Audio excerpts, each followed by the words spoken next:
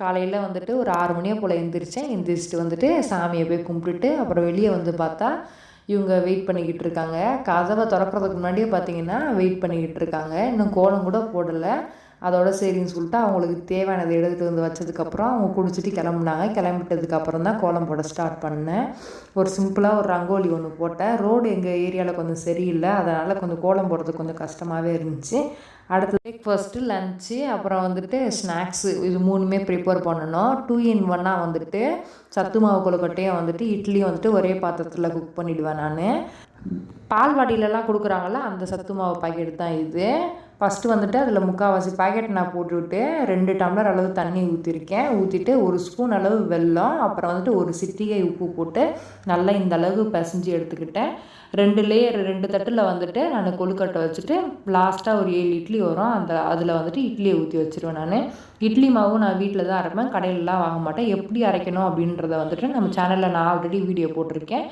நீங்கள் வந்து அதுவும் வந்துட்டு ரேஷன் அரிசியில் தான் அரைச்ச வீடியோ உங்களுக்கு போட்டிருக்கேன். நீங்கள் வந்து சேனல் நேமுக்கு கீழே வந்துட்டு லிங்க் கொடுக்குறேன், மிஸ் பண்ணாமல் பாருங்கள். நம்ம இட்லி தோசை மாவுலாம் வந்துட்டு ஒரு 3 நாள் நம்ம ஃப்ரிட்ஜில் ஸ்டோர் பண்ணி வச்சுக்கலாம். அப்போ தான் வந்துட்டு அதில் எந்த ஒரு புளிப்பு தன்மையும் வராது. 2வது வந்துட்டு நம்மளுக்கு ஹெல்த்தும் கூட. ரொம்ப பாப்பாவை கன்சீவாக இருக்கும்போது எடை ரொம்பவே கம்மியாக இருக்குதுன்னு சொல்லிட்டு சொன்னாங்க. அந்த நேரத்தில் வந்துட்டு இந்த சத்து மாவு தான் நான் கொழுக்கட்டை, ஒரு நாளைக்கு வந்துட்டு இந்த கஞ்சி மாதிரி காய்ச்சி குடிக்கிறது, புட்டு செஞ்சு கொடுக்குறது, இதில் நிறைய வெரைட்டிஸ் இருக்குது. இந்த மாதிரி ஒரு நாளைக்கு செஞ்சு குடித்ததுக்கப்புறம் கொஞ்சம் வெயிட் வந்துட்டு கொஞ்சம் இன்க்ரீஸ் ஆச்சு. ரொம்பவே ஸ்ட்ரென்த்து.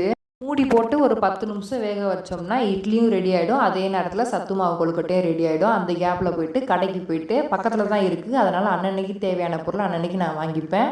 அந்த மாதிரி சமைக்கிறதுக்கு தேவையான காய்கறிகள் மட்டும் வாங்கிட்டு வந்தாச்சு.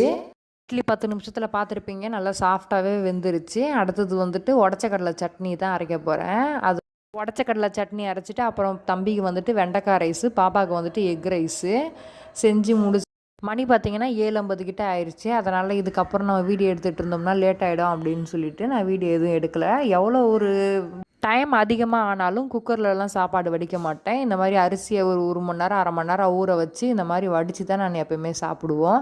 அதுதான் நம்மளுக்கு ஸ்ட்ரென்த்தும் கூட. அது வீடியோவில் காமிச்சிருக்கேன் பாருங்கள், இட்லி எவ்வளோ சாஃப்டாக இருக்குன்னு சொல்லிட்டு. ரேஷன் அரிசி மட்டும்தான் யூஸ் பண்ணது, ரேஷன் அரிசி, உளுந்து, இது மட்டும்தான். வெந்தயம் கூட போடலை நான்.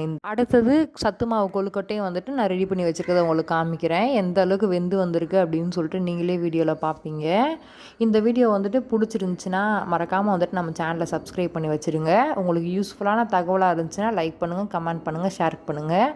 தொடர்ந்து நான் வீடியோ உங்களுக்கு கொடுத்துக்கிட்டே வரேன். Thank you friends.